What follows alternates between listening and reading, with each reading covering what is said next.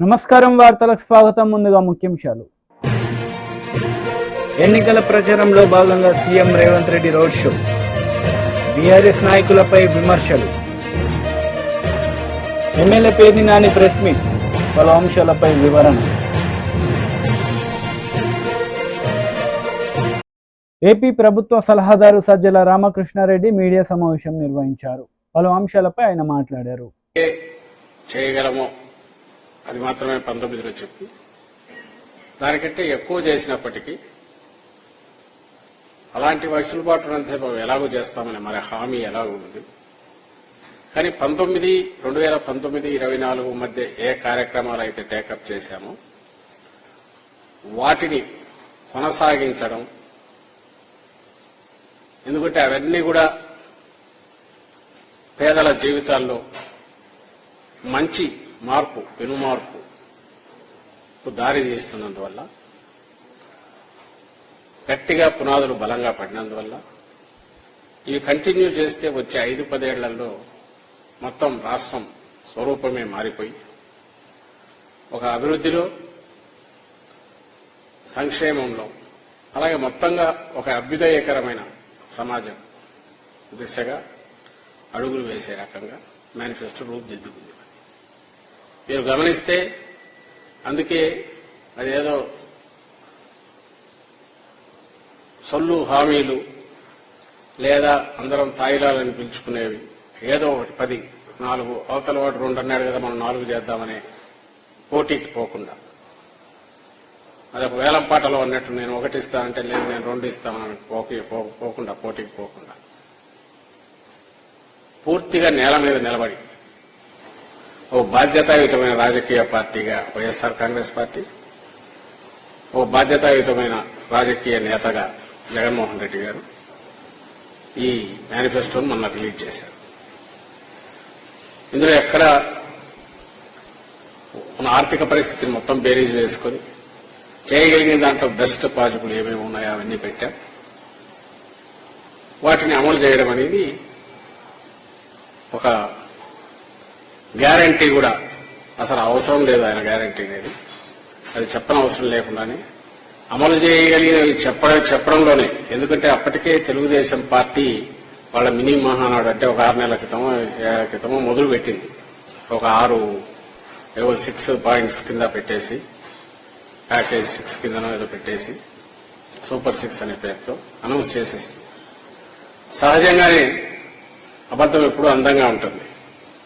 దానికి మరింత అందమైన ఇవి క్రియేట్ చేసి ఇవన్నీ మేము గ్యారంటీగా ఇస్తామని చెప్తున్నప్పుడు, అధికారంలో ఉన్న పార్టీగా ఏ పార్టీ అయినా అయితే దాంతో పోటీ పడకపోతే ఏమవుతుందో ప్రజలు అటు మొగ్గు చూపుతారనే ఉద్దేశంతో దాన్ని దాటడానికి ప్రయత్నం చేస్తారు. కానీ జగన్మోహన్ రెడ్డి గారు ఆ పని చేయలేదు. ఎందుకంటే తెలుసు, ఉన్న పరిస్థితి తెలుసు. ఆర్థిక సంక్షోభం, కోవిడ్ తర్వాత ప్రపంచం మొత్తం కూడా కోలుకుంటోంది. మన రాష్ట్రం మినహాయింపు కాదు. అందులోనూ కోవిడ్ ఉన్నప్పుడు కూడా సంక్షేమ పథకాలు వదలకుండా కొనసాగించాం. అలాగే అభివృద్ధి ఎక్కడా ఆగలేదు. అసెట్స్ క్రియేషన్ జరిగింది. మొత్తం రాష్ట్రంలో అన్ని పరిపాలనా సంస్కరణల దగ్గర నుంచి, అభివృద్ధి పథకాల దగ్గర నుంచి, ప్రాజెక్టుల దగ్గర నుంచి, కొత్త ప్రాజెక్టుల వరకు అన్ని కూడా ఏది ఆగకుండా శరవేగంగా కొన్ని ముగిసే దశలో అవి ఫైనల్ స్టేజ్లోకి వచ్చాయి. అది కంటిన్యూ చేస్తూనే వస్తున్నాం. బహుశా ఇది ఇలాంటి అరుదైన దృశ్యం ఇక్కడ ఆంధ్రప్రదేశ్లో మాత్రమే కనిపిస్తుంది. ఇంకా చంద్రబాబుకు సంబంధించి ఆయన అబద్దాలు కానీ, ఆయన తప్పుడు భాష్యాలు కానీ చెప్పుకుంటూ పోతే చాలా ఉంటాయి.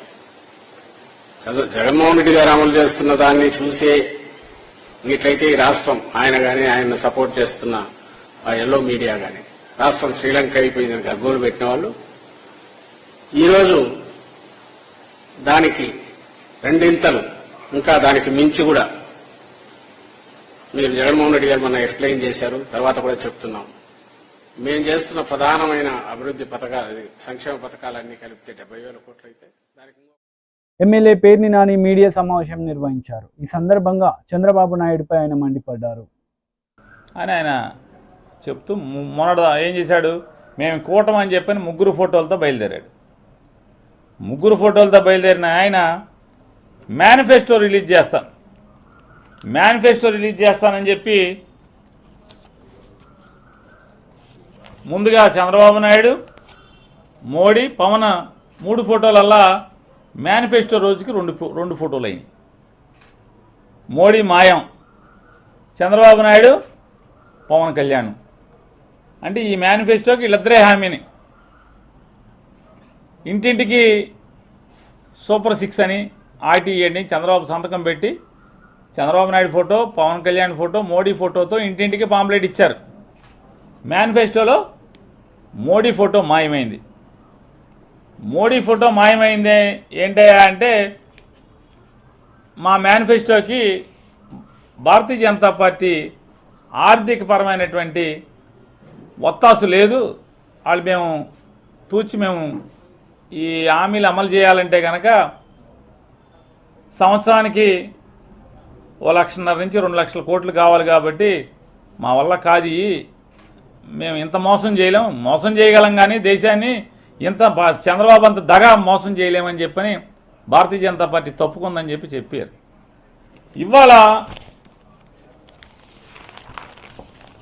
ఇవాళ తెలుగుదేశం పార్టీ చంద్రబాబు నాయుడు ఒక అడ్వర్టైజ్మెంట్ ఇచ్చాడు. ఆంధ్రప్రదేశ్ రాష్ట్రంలో సుమారుగా ఒక 15-16 పేపర్లు వచ్చవుతున్నాయి, వార్తా పేపర్లు. ఈ న్యూస్ పేపర్లు 15-16 వచ్చైతే సుమారుగా ఒక 9-10 పేపర్లో కోట్లు ఖర్చు పెట్టి అడ్వర్టైజ్మెంట్ ఇచ్చాడు. సరే, డబ్బులు ఉన్నాయి, పాపపు సొమ్ము ఉంది, అడ్వర్టైజ్మెంట్ ఇచ్చుకుంటాం, తప్పేం లేదు. ఈ అడ్వర్టైజ్మెంట్లో చూడండి, పవన్ కళ్యాణ్ మాయం. కూటమి అన్నావు, చంద్రబాబు నాయుడు, మోడీ, పవన్ కళ్యాణ్ అన్నారు, 3 ఫోటోలు వేశారు, ఇంటింటికి సంతకం పెట్టి సూపర్ 6 అన్నారు, మేనిఫెస్టో అన్నారు, మేనిఫెస్టోలో మోడీ మాయం అయ్యాడు, చంద్రబాబు పవన్ కళ్యాణ్ అయ్యాడు. ఇవాళ ఎన్నికలు దగ్గర పడుతున్న కొందికి పవన్ కళ్యాణ్ మాయం, చంద్రబాబు నాయుడు ఫోటో ఒకటే. ఇవాళ అదొకటే కాకుండా ఇవాళ ఒక్కొక్కటిగా అంటే ఫోటోలు మాయమైనవి చూస్తున్నాం కదా మనం. మేనిఫెస్టోలో మోడీ మాయం, అంతకుముందు సూపర్ 6లో మోడీ ఉన్నాడు, ఇంటింటికి పాంప్లెట్ ఇచ్చినప్పుడు. ఇందులో మోడీ మాయం, ఇందులో పవన్ కళ్యాణ్ కూడా మాయం. ఈ మాయాల సంగతి ఇప్పుడు ఫోటోలు మాయమైనవి అనుకుంటున్నాం మనం. ఫోటోలే కాదు, చంద్రబాబు నాయుడు హామీలు కూడా మాయమైపోతున్నాయి. ఇంటింటికి సూపర్ 6 పేరుతో ఊదరగొట్టారు, డబ్బా కబుర్లు చెప్పారు. ఏం చెప్పారు? పెన్షన్ 4,000 రూపాయలు చేస్తాం, పెన్షన్ 4,000 రూపాయలు చేస్తా ఉన్నారు. పెన్షన్ 4,000 రూపాయలు చేస్తారు. 4,000 ఏది నీ పెన్షన్? 4,000 రూపాయలు. ఆంధ్రజ్యోతి ఇంటింటికి ఊదరగొట్టారు 4,000 పెన్షన్, సూపర్ 6 అని చెప్పని. ఈ 6లో పెన్షన్ ఎత్తేశారు, సూపర్ 6లో పెన్షన్ ఎత్తేశారు, పెన్షన్ మాయమైపోయింది. మోడీ ఫోటో, పవన్ కళ్యాణ్ ఫోటోలే కాదు, హామీలు కూడా మాయమైపోతున్నాయి. హామీలు కూడా మాయమైపోయిన పరిస్థితి, వాగ్దానాలు మాయమైపోయినటువంటి పరిస్థితి. అంటే ఎన్నికల దగ్గర పడుతున్న కొందికి 4,000 రూపాయల పెన్షన్ను టోన్ డౌన్ చేసుకుంటూ వచ్చేస్తున్నారు. ముందేమో వదలగొట్టారు 4,000 రూపాయల పెన్షన్, 4,000 రూపాయల పెన్షన్, 4,000 రూపాయల పెన్షన్ చంద్రబాబు వస్తే. మేనిఫెస్టోలో 4,000 పెన్షన్ని మొదటి పేజీ నుంచి చివరి పేజీకి వెళ్ళిపోయింది. మేనిఫెస్టోలో సూపర్ 6లోంచి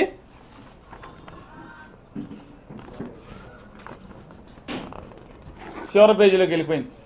ఎన్నో పేజీ చూడండి, 4వ పేజీ 5వ పేజీలోకి వెళ్ళిపోయింది.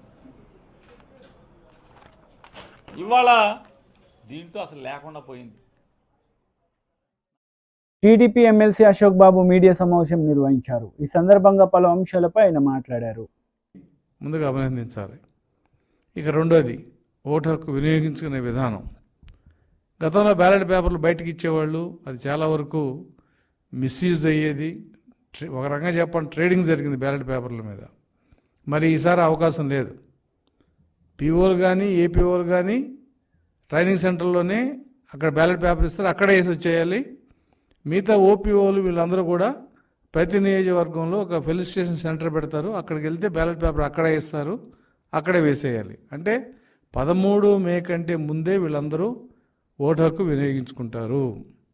వీళ్ళది సాధ్యమైనంత వరకు మాన్యువల్ బ్యాలెటే ఉంటుంది.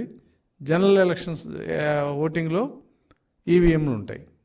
అయితే మాకున్న సమాచారం, మేము చాలా జిల్లాల్లో ఉద్యోగ సంఘాలతో మాట్లాడాం, ఉద్యోగులతో మాట్లాడాం. కొన్ని చోట్ల ఆర్ఓలు ఇబ్బంది పెట్టారు ఫారం 12 తీసుకోవడానికి. మేము ఎక్కడ తీసుకోం అక్కడ తీసుకోమన్నారు. దానికి మేము సీఈఓతో మాట్లాడి క్లారిఫికేషన్ ఇప్పించాం. ఏదైనప్పటికీ కూడా 26వ తారీఖు ఆఖరి తేదీ అన్నది ఈరోజు 1వ తారీఖు వరకు దీన్ని తీసుకురావడం జరిగింది. అవసరం అయితే 1 కూడా పెంచాల్సిన బాధ్యత ప్రభుత్వానికి ఉంది, ఎలక్షన్ కమిషన్కి ఉంది. ఎందుకంటే ఉద్యోగస్తుల వరకు సరిపోయింది, కానీ ప్రైవేట్ వ్యక్తులు ఎవరైతే ఇప్పుడు క్యాబుల డ్రైవర్లు ఎవరినైతే ఎలక్షన్ కమిషన్ డ్యూటీలకు తీసుకుంటుందో మరి వాళ్ళందరూ కూడా ఓటు హక్కు ఇచ్చి పోస్టల్ బ్యాలెట్ ఇవ్వాలని మేము డిమాండ్ చేసాం. ఆ దిశగా కూడా ఎలక్షన్ కమిషన్ పనిచేస్తుంది. అయితే ఇక్కడ కొన్ని అంశాలు కొన్ని స్పష్టంగా మాట్లాడుకోవాలి. ఉద్యోగస్తుల విషయంలో వైసీపీ ప్రభుత్వం చేసిన ద్రోహం ఏంటో ఉద్యోగస్తులందరికీ తెలుసు. రివర్స్ బీఆర్సీ భారతదేశంలో మొట్టమొదటి. టీడీపీ రాష్ట్ర అధికార ప్రతినిధి సయ్యద్ రఫీ మీడియా సమావేశం నిర్వహించారు. ఈ సందర్భంగా సీఎం జగన్ పై ఆయన మండిపడ్డారు. ఒక దగ, ఒక అంబకు, మళ్ళీ దాన్నే ప్లస్ అని పెట్టి నువ్వు ప్రజల్లో మా మేనిఫెస్టో గురించి మాట్లాడతావు. నీకు దమ్ము ఉంటే 2019లో నువ్వు ఇచ్చిన మేనిఫెస్టోలో పాయింట్ టు పాయింట్ ఇది చేశాను అని చర్చకి రా. చంద్రబాబు నాయుడు గారు ఛాలెంజ్ చేశారు, నాతో చర్చకి రా, నువ్వేం చేశావో నేనేం చేశానో చెప్దామని చెప్పేసి. నీకు చుట్టూ పోలీసులు పెట్టుకొని ప్రజలకు ఎవరికి అందుబాటులో రాకుండా ఓ కాగితం, సజ్జలు రాసిన కాగితం చదువుకొని వెళ్ళిపోతావు మీటింగ్లో. నువ్వెక్కడ చర్చకు వస్తావు? కనీసం ప్రెస్ మీట్ పెట్టేటువంటి ధైర్యమే లేదు నీకు. ప్రెస్ మీట్ పెడితే ప్రెస్ వాళ్ళు అడిగితే ఏం చెప్పాలో నీకు తెలియదు. మొన్న ఒక అమ్మాయి అడిగింది, నువ్వు ఎలా ఇన్ని లక్షల కోట్లు సంపాదించావంటే మ్యా అని ఆ భార్గవరెడ్డి వైపు చూసావు. నువ్వెక్కడ ప్రెస్ మీట్ పెడతావు? చంద్రబాబు గారితో నువ్వెక్కడ చర్చకు వస్తావు? అది జరగని పని. ఇకపోతే మా మేనిఫెస్టో 2019లో మేము చాలా విషయాలు చెప్పాం. సరే, ప్రజలు రాజశేఖర రెడ్డి కొడుకు 14 ఇవ్వలేదు, 19 ఇస్తేనే అన్నీ చేస్తానని చెప్తున్నాడు, నీకు ఇచ్చారు, నువ్వేం చేయలా. మొన్న మా మేనిఫెస్టో రిలీజ్ చేసాం. మా మేనిఫెస్టోకి, అసలు జనరల్ మేనిఫెస్టోకి, నువ్వు రిలీజ్ చేసిన మేనిఫెస్టోకి మేము రిలీజ్ చేసిన మేనిఫెస్టో నక్కకి నాకలోకానికి ఉన్న తేడా ఉంది. నీదేముంది? 730 హామీలు ఇచ్చావు పాదయాత్రలో, 60 తప్పితే మిగతా వాటి జోలికి పోలా. అసలు ఈ మేనిఫెస్టోలోనే పెట్టాలా? నువ్వు ఈ చెప్పినటువంటి మేనిఫెస్టో మొత్తం కూడా, నువ్వు ఇచ్చినటువంటి హామీలు మొత్తం కూడా మేము పుస్తకం వేసాం. ఏ ఊర్లో ఎప్పుడు ఎక్కడ చెప్పావు, ఎంతవరకు నెరవేరిందని దానికి జవాబు లేదు. మా రాష్ట్ర అధ్యక్షులు అచ్చెన్న గారి చేతుల మీదుగా ఆ పుస్తకం రిలీజ్ చేశాం. అది రాష్ట్ర వ్యాప్తంగా పంచిపెట్టాం. ఇంకా సిగ్గు లేకుండా మా మేనిఫెస్టో ఏదో వెబ్సైట్లో నుండి తీసేశారు అని అబద్ధాలు చెప్పుకుంటూ తిరుగుతున్నావు. ఇప్పటికైనా చూడు, వెబ్సైట్లో 2014 ఉంది, 2019 కూడా ఉంది. అబద్ధాలు చెప్పడం మానేసి జగన్మోహన్ రెడ్డి, ఎలాగో ఓడిపోతున్నావు కదా, 10-12 రోజులు ఎన్నికలే జరుగుతున్నాయి కదా, ఇంకా అబద్ధాలతో ఎలాగా నువ్వు కాలం గడుపుతావు? ఇవాళ మేము అందరితో పాటు ముస్లింల్లో మహిళలకి పురుషులకి 50 ఏళ్లకే పెన్షన్ ఇస్తాం, అది 4,000 రూపాయలు ఇస్తామని చెప్పాం. అది శభాష్ అనిపించుకునేటువంటి మాట. నువ్వు అని చెప్పావా? నీ 3,500 చివరి 2 సంవత్సరాల్లో 250 పెంచిస్తాను. నీకు పరిపాలన చేత కాదు కదా, ఆదాయం పెంచడం రాదు కదా, నీకు సంపద సృష్టించడం రాదు కదా, నువ్వు చెప్పలేవు 4,000 ఇస్తానని. చంద్రబాబు నాయుడు గారు 4,000 రూపాయలు ఇస్తా అన్నాడు. ముఖ్య పట్టణాల్లో ముస్లిం మైనార్టీలకి ఈద్గాల కోసం, ఖబరస్థాన్ల కోసం, మసీదుల కోసం హజ్ స్థలం కేటాయిస్తామని చెప్పి. ఎందుకంటే జనాభా పెరిగింది, ఖబరస్థాన్లు కావాల్సి వస్తున్నాయి, అలాగే ఈద్గాలు కావాల్సి వస్తున్నాయి. ఆ పరిస్థితిని దృష్టిలో పెట్టుకొని నీకు ఈ హామీ ఇవ్వటం జరిగింది. ఎన్నికల ప్రచారంలో భాగంగా CM Revanth Reddy road show నిర్వహించారు. ఈ సందర్భంగా బీఆర్ఎస్ నాయకులపై ఆయన పలు విమర్శలు చేశారు. మా మిత్రులందరూ తెలియజేస్తున్నా, మిత్రులారా మీరు ఆలోచన చేయండి. ఆనాడు 1980లో దేశ రాజకీయాలలో కాంగ్రెస్ పార్టీ ఓడిపోయిన తర్వాత ఎన్నో వేగవంతమైన పరిణామాలు, ప్రజలకు అన్యాయం జరుగుతుంటే ఆనాడు శ్రీమతి ఇందిరాగాంధీ గారు కాంగ్రెస్ పార్టీ పక్షాన ఈ మెదక్ పార్లమెంటు నియోజకవర్గంలో 1980లో నిలబడితే లక్షలాది మెజారిటీ మీరు ఇవ్వడంతో ఆనాడు ఉమ్మడి రాష్ట్రం ఆంధ్రప్రదేశ్లో 42 ఎంపీ సీట్లుంటే 41 ఎంపీ సీట్లు తెలంగాణ రాష్ట్రం నుంచి ఇచ్చి శ్రీమతి ఇందిరాగాంధీని ఈ దేశానికి ప్రధానమంత్రిని చేసిన చరిత్ర మన తెలంగాణ గడ్డకుంది, మన మెదక్ ప్రాంతానికి ఉంది. మిత్రులారా, ఆనాడు 80లో గెలిచిన ఇందిరమ్మ ఈ ప్రాంతంలో పరిశ్రమలను తెచ్చింది, పెట్టుబడులు ఇచ్చింది, ఈ ప్రాంతాన్ని అభివృద్ధి చేసింది. ఈ రోజు దేశంలో నలుమూలల నుంచి కార్మికులు వచ్చినా, కర్షకులు వచ్చినా, వ్యాపారస్తులు వచ్చినా, పెట్టుబడిదారులు వచ్చినా మన ప్రాంతానికి ఆనాడు జవహర్లాల్ నెహ్రూ గారు మనకు బిహెచ్ఎల్ ఇచ్చిండ్రు. మన ఇందిరాగాంధీ గారు పటాన్ చెరువు పారిశ్రామిక వాడనిచ్చిండ్రు. ఈ ప్రాంతంలో డిఫెన్స్ ఫ్యాక్టరీలు, ఆర్డినెన్స్ ఫ్యాక్టరీలు, ఇక్రిసాట్లు, వందల వేలాది పరిశ్రమలు ఇవాళ మెదక్ జిల్లాకు వచ్చి దేశానికే ఆదర్శవంతమైన పారిశ్రామిక వాడ ఈ రోజు ఈ మెదక్ జిల్లాలో ఉంది. పక్క రాష్ట్రాల నుంచి, పక్క జిల్లాల నుంచి, వివిధ రాష్ట్రాల నుంచి ఏ భాష వాళ్ళు వచ్చినా మెదక్కు వస్తే మీరు మీ గుండెల్లో పెట్టి చూసుకున్నారు. అందరికీ బ్రతకడానికి అవకాశం ఇచ్చిండ్రు. మీరు గొప్ప మనసున్నోళ్ళు. ఈ ప్రాంత ప్రజలు మంచికి మారు పేరని ఇవాళ నేను చెప్పదలుచుకున్నా. అందుకే మిత్రులారా, ఇవాళ ఇందిరమ్మ నాయకత్వం వహించి ఈ దేశ ప్రధానమంత్రిగా ఈ మెదక్ పార్లమెంటు నుంచే ఇందిరాగాంధీ గారు నాయకత్వం వహించారు. మరి అట్లాంటి మెదక్ పార్లమెంటు ఒక బలహీన వర్గాల యువకుడికి ఏ తండ్రుల తాతల ముత్తాతల పేరు మీద రాలే, వందల వేల కోట్ల రూపాయలు చూసి ఇవ్వలే. బలహీన వర్గాలు ఒక ముదిరాజు బిడ్డకు మెదక్ పార్లమెంట్ నుంచి ఎన్నిక చేయాలి. ఇందిరాగాంధీ ప్రాతినిధ్యం వహించిన పార్లమెంటు నుంచి ఒక బలహీన వర్గాల బిడ్డను పార్లమెంటుకు పంపించాలన్న ఆలోచనతోని శ్రీమతి సోనియా గాంధీ గారు ఈ రోజు ఈ సీట్ ఇచ్చిండ్రు మిత్రులారా. అందుకే నేను అడుగుతున్న మిత్రులారా, ముఖ్యంగా మా గౌడన్నలను, మా నేతన్నలను, మా గీతన్నలను, మా యాదవ సోదరులను నేను అడుగుతున్నా, మా ముదిరాజు బిడ్డలతో నేను అడుగుతున్నా, కష్టాలలో నష్టాలలో మీకు అండగుండే నీలం మధు కావాలనా, లేకపోతే మీ భూములు గింజుకొని మిమ్మల్ని మల్లన్న సాగర్లో ముంచి మీ మీద అక్రమ కేసులు పెట్టి పోలీసుల ఉక్కు పాదాలతో తొక్కించి లాఠీ చార్జీలు చేసి ఇదే సిద్దిపేటలో రంగనాయక సాగర్లో మీ భూములు గుంజుకొని అక్రమంగా ఫామ్ హౌజులు కట్టుకున్నోళ్ళు మీకు కావాలన్నా ఒక్కసారి ఆలోచన చేయండి మిత్రులారా. ఇవాళ ఈడ మున్సిపాలిటీలో మీరు కౌన్సిలర్లకు నామినేషన్లు అయితే పోలీసులు వచ్చి బెదిరిస్తారు. ఈడ సర్పంచ్కి నిలబడితే పోలీస్ స్టేషన్లలో వేసి కొడతారు. ఇవాళ ఇక్కడ ఎమ్మెల్యేకు నిలబడాలనుకుంటే అక్రమ కేసులు పెట్టి జైళ్లకు తోలుతారు. ఇది నిర్బంధమా? ఇక్కడ ఏమన్నా దొరల రాజ్యమే నడుస్తుందా? ఎన్ని రోజులు ఈ దొరల దౌర్జన్యం నడుస్తుంది?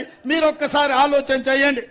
ఇవాళ ఈ దౌర్జన్యాలను మీ అన్న, మీ రేవంత్ అన్న ఈ రాష్ట్ర ముఖ్యమంత్రికి ఉన్నప్పుడు ఈ దొరల గడిల బద్దలు కొట్టకపోతే, ఈ సిద్దిపేట గడ్డ మీద 3 రంగుల జెండా ఎగరకపోతే శాశ్వతంగా ఈ సిద్దిపేట ప్రాంతం బానిసలుగా బ్రతకాల్సిన పరిస్థితి వస్తుంది. ఆలోచన చేయండి మిత్రులారా. ఇవాళ ప్రజాస్వామ్యం కోసం, ప్రజల స్వేచ్ఛ కోసం ఈ మెదక్ పార్లమెంట్ లో నీలం మధు గెలవాలి. దొరల గడిలను బద్దలు కొట్టాలంటే బలహీన వర్గాల అభ్యర్థి నీలం మధు గెలిచి తీరాల్సిందే. ఎన్నాళ్ళు ఈ పెత్తనం, ఎన్నాళ్ళు ఈ ఆధిపత్యం, ఎన్నాళ్ళు సామాన్యుడు ఎన్నికల్లో నిలబడలేని పరిస్థితి ఈ మెదక్లో తీసుకొచ్చి పెట్టి మాజీ మంత్రి హరీష్ రావు రోడ్ షో నిర్వహించారు. ఈ సందర్భంగా బీజేపీ, కాంగ్రెస్ పార్టీలపై విమర్శలు చేశారు. ఇచ్చిందా లేదా కేసీఆర్? మరి 10 ఏళ్ళ బీజేపీ గవర్నమెంట్ ఏమి ఇచ్చింది? అరే ఏమన్నా ఒక్కటని లేదా? అరే ఇచ్చింది పోయి యాద్ చేసుకొని 350 సిలిండర్లు 1000 రూపాయలు చేయలేదా? 60 రూపాయలు ఉన్న పెట్రోల్ డీజిల్ ని 100 రూపాయలు చేయలేదా? ఇంకా జీఎస్టీ పెట్టి పాల మీద, పెరుగు మీద, పప్పు మీద, ఉప్పు మీద ధరలు పెంచలేదా? నిరుద్యోగ పిల్లలకు ఏడాదికి 2 కోట్ల ఉద్యోగాలు ఇస్తామని ఎగబెట్టలేదా? పెట్టినా లేదా? విదేశాల్లో నల్లధనం తెచ్చి మీ ఒక్కొక్కరి అకౌంట్ లో 15 లక్షలు వేస్తామని మోసం చెయ్యలేదా? మరి అయినా బీజేపీ కోటేద్దామా? ఆలోచించండి. పేదల కోసం దయచేసి ఒకటే ఆలోచించండి. ఇవాళ మన పేదల కోసం ఆలోచించింది కేసీఆర్, రైతుల కోసం ఆలోచించింది కేసీఆర్, అవ్వా తాతల కోసం ఆలోచించింది కేసీఆర్, అక్క చెల్లెళ్ల మంచినీళ్ళ కష్టం తీర్చింది కేసీఆర్. ఇవాళ కేసీఆర్ మనం కాపాడుకోవాలి. రేవంత్ రెడ్డికి ఎంత అహంకారం వచ్చింది. మొన్న కేసీఆర్ బయటకెళ్ళి అడిగిండు, బస్ వేసుకొని బయటకు పోయి ఏమైందయ్యా నీ 2 లక్షల రుణమాఫీ అని అడిగిండు. ఏమైందయ్యా నీ 500 బోనస్ అని అడిగిండు. ఎప్పుడు ఇస్తావయ్యా 4000 మా అవ్వ తాతలకు అన్నాడు. ఇంకెన్నడు ఇస్తావయ్యా మా అక్క చెల్లెళ్లకు 2500 అన్నాడు. కేసీఆర్ గా మాట అంటే రేవంత్ రెడ్డి ఏమంటుండు? కేసీఆర్ నీ చెడ్డి ఊడగొట్టా అంటాడు. కేసీఆర్ ని పట్టుకొని గట్లా అనొచ్చు నా చెల్లె? అహంకారం కాదా? కాంగ్రెస్ వాళ్ళకి కళ్ళు నెత్తికెక్కినాయి. వాళ్ళ కొడుకులు భూమి మీద లేరు, గాలిలో ఉన్నారు. వాళ్ళని భూమి మీదకి దేవాలా వద్దా? గాలిలో ఉన్న కాంగ్రెస్ వాళ్ళని భూమి మీదకి దేవాలంటే వెంకట్రామరెడ్డి గారిని పార్లమెంట్ కు పంపాలి. పంపద్దా? ఈయన పోతాలు భూమి మీదకి వస్తారు, చక్కగా అవుతారు. అప్పుడు మొన్న ఒక రైతు అడిగిండు, అరే రైతు బంధు ఇంకా వల్లే ఎప్పుడు ఇస్తావు అని అడిగిండు. అంటే ఆ మంత్రి అంటాడు, నన్ను రైతు బంధు అడుగుతావా? చెప్పుతో కొడతా అంటుండు. గంత అన్యాయం ఉంటుందా చెల్లె? గట్ల మాట్లాడిన కాంగ్రెస్ వాళ్ళకి బుద్ధి చెప్పద్దా? నేను అడుగుతున్న మదన్ రెడ్డి గారిని, రైతు బంధు అడిగితే చెప్పుతో కొడతా అన్నందుకు పోయినావు కాంగ్రెస్ పార్టీలకు. ఏం ఉద్ధరించిందని పోయినావు నువ్వు కాంగ్రెస్ పార్టీలకు? నువ్వు ఇలా కేసీఆర్ కు సన్నిహితుడు అని చెప్పుకుంటున్నావు కదా, మరి నిజంగా దోస్త్ అయితే నీ కేసీఆర్ కష్టాల్లో ఉన్నప్పుడు అండగా ఉంటావా? ఇట్స్ పెట్టిపోతావా? నిజమైన దోస్తు నిలబడతాడా పారిపోతాడా? నిలబడ్డోడు దోస్తు అవుతాడు. అంటే నిన్ను 2 సార్లు ఎమ్మెల్యే చేసినా నిన్ను మంచిగా చూసుకొని మేమందరం ఎంతో ప్రేమగా నిన్ను అత్యంత సన్నిహితుడు అని ఎంతో గౌరవిస్తే ఇవాళ కష్టకాలంలో ఇడిచిపెట్టిపోవడు న్యాయం అవుతుందా? ఇవాళ ఇదే హత్నూరలో మంజీరా మీద ఎన్ని చెక్ డ్యాములు కట్టిండే కేసీఆర్. చెక్ డ్యాములు కట్టి మల్లన్న సాగర్కి వెళ్ళి నీళ్లు వదులుతాయి కదా, నీ బాయిలల్లో బోర్లల్లో ఊటలు వచ్చినాయి. చెక్ డ్యామ్లే లేకపోతే ఆటాన మందం పంటలు ఎండిపోకపోవునా? ఇగో ఈ రోడ్ వేసింది కేసీఆర్ కాదా? మా వెంకట్రామరెడ్డి గారిని గెలిపింది, ఈ రోడ్డుకు లైట్లు కూడా వేయించే బాధ్యత నేను తీసుకుంటాను. సునీతమ్మ గారు నేను కలిసి పని చేస్తాం. ఇక బీజేపీ ఆయన నిలబడ్డాడు. ఆయనది కూడా ఒక వీడియో చూడాలి. ఆయన ఎంత గొప్పోడంటే ఆయన అంటాడు, మర్డర్ చేసన్న గెలవాలట, మర్డర్ చేస్తానని బెదిరించన్న గెలవాలట, భార్యను భర్తకు దూరం చేయాలట, భర్తను భార్యకు దూరం చేయాలట, ఏమన్నా చేసి గెలవాలట. పుణ్యాత్ముడు జర ఏం మాట్లాడతాడో వినండి.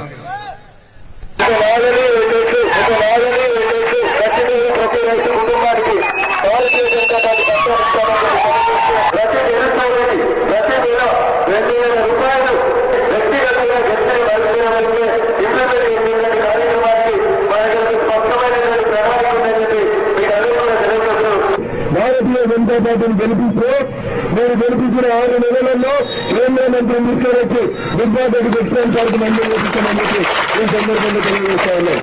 పైసలు వచ్చి గెలిచినా, తప్పు పని చేసి గెలిచినా, తలవాళ్ళు కొట్టి గెలిచినా, మర్డర్ చేసి గెలిచినా, మర్డర్ చేస్తాన్ని భయపట్టి ఓటు చేయించుకున్నా, ఏమి చేసినా గెలిస్తేనే మనం అందరం తెల్లగుంటాం, తలకాయ ఎత్తుకుంటాం. మాజీ మంత్రి కేటీఆర్ ప్రెస్ మీట్ నిర్వహించారు. ఈ సందర్భంగా పలు అంశాలపై వివరణ ఇచ్చారు. కేసీఆర్ ముఖ్యమంత్రి ఉన్నప్పుడు ఆ రోజు కూడా ఇట్లాగే నోటీస్ ఇచ్చిండ్రు. అందులో కూడా విద్యుత్ నీతి కొరతల గురించి ప్రస్తావించిండ్రు అనుకుంటా. ఆయన ఒక ట్విట్టర్లో ఒకటి పెట్టారు, ఏమని? ఆ రోజు అప్పటి నోటీసు అంటే కేసీఆర్ గారు ఈ రోజు నోటీసు ఏదైతే ఉస్మానియా చీఫ్ వార్డెన్ ఇచ్చారో దాన్ని పెడితే దానికి కౌంటర్గా రేవంత్ రెడ్డి గారు పాపం ఆయన ఒక నోటీస్ పెట్టి ఇరుక్కొని పోయాడు. ఇది ఆయన పెట్టిన నోటీస్. రేవంత్ రెడ్డి ఆయన ట్విట్టర్ హ్యాండిల్లో పెట్టింది ఈ నోటీస్. మళ్ళీ ఎవరు పెద్ద చూపెడతాం. ఇది ఆయన పెట్టిన నోటీస్ రేవంత్ రెడ్డి. వీళ్ళు ఏం రాస్తారంటే మెసేజ్ విల్ బి క్లోజ్డ్ అని రాసి అందులో పైన సమ్మర్ వెకేషన్ డిక్లేర్ చేశారు. There is also acute shortage of water and electricity in the university hostel in message 12/5/23 అని చెప్పి ఒక డాక్యుమెంట్ పెట్టారు. పెట్టంగానే ఏం జరిగిందంటే మాకు 100 మెసేజ్లు వచ్చినాయి. ముఖ్యమంత్రి పెట్టిన document fake document, forge document, ఫర్జీ డాక్యుమెంటు, ముఖ్యమంత్రి స్వయంగా అత్యున్నతమైన పదవిలో ఉంటూ ఒక ఫోర్జ్ డాక్యుమెంట్ను ప్లే చేయడం అనేది అన్యాయం అని చెప్పి మీరు అక్కడ స్క్రీన్ మీద కూడా చూడొచ్చు. ఫేక్ డాక్యుమెంట్ ఏది, ఒరిజినల్ డాక్యుమెంట్ ఏది అది పంపుతూ మాకు ఉస్మానియా విద్యార్థుల నుంచే 100 మెసేజ్లు వచ్చినాయి. ఎక్కడొచ్చింది మరి, ఎక్కడి నుంచి వచ్చింది ఈ ఫేక్ వర్సెస్ ఒరిజినల్ అంటే మీకు ఒక విషయం ఇది కూడా చెప్పాలి నేను. జనరల్గా ఏమవుతుందంటే ఈ నోటీసులు వచ్చిన ప్రతిసారి ఎప్పుడైనా సరే వెంటనే ఉస్మానియా స్టూడెంట్ గ్రూప్స్ ఉంటాయి, వాట్సాప్ గ్రూప్. ఆ వాట్సాప్ గ్రూప్లలో అది పెట్టేస్తారు. ఒకసారి అది నేను ప్లే చేస్తాను మీకు. ఇది చూడండి, ఇది వాట్సాప్ గ్రూప్ యొక్క చాట్. మీరు చూడవచ్చు. ఆ చాట్ యథాతథంగా మీకు ముంగడ పెడతాము. ఇది పోయిన సంవత్సరం, ఇది మొత్తం chat last 1 year 1.5 year chat. ఇది ఈ నెల మే నుంచి మొదలు పెడితే పోయిన నెల మే దాకా ఉంది. అందులో పోయిన సంవత్సరం మే 12 యొక్క స్క్రీన్ షాట్ మీకు నేను చూపెడతాను.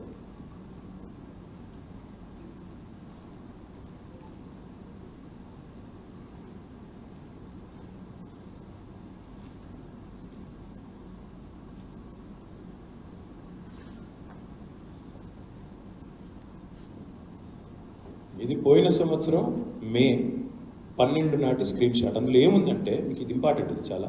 ఇందులో ఏముందని చెప్తాను. ఎంత దుర్మార్గం అంటే ఈ ముఖ్యమంత్రి స్వయంగా ఫేక్ డాక్యుమెంట్లు తయారు చేయడం అనేది ఎంత చండాలం అంటే ఈయన పెట్టిన దానిలోనేమో ఫేక్ డాక్యుమెంట్లో acute shortage of water and electricity in the university hostels and messes అని తయారు చేసి పెట్టినాడు. ఒరిజినల్ ఒకసారి పెట్టండి అమ్మ, ఒరిజినల్ పెట్టండి. ఒరిజినల్ చూడండి దయచేసి.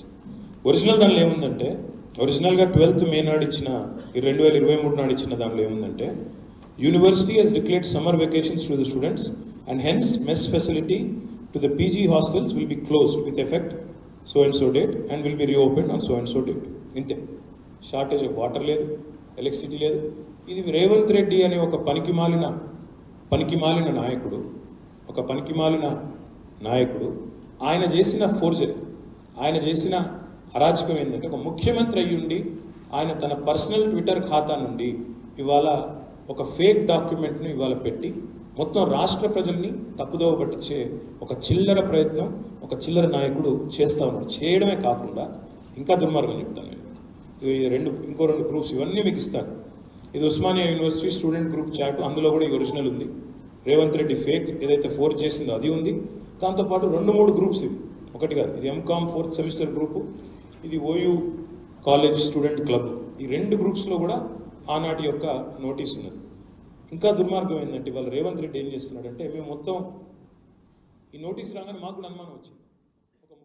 వార్తలు ముగించే ముందు ముఖ్యాంశాలు మరోసారి.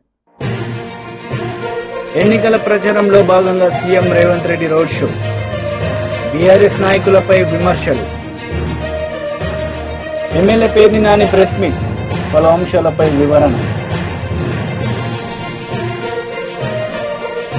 ఈ వార్తలు ఇంతటితో సమాప్తం. తిరిగి ప్రసారమయ్యే వార్తల్లో మళ్ళీ కలుద్దాం. అంతవరకు సెలవు. నమస్తే.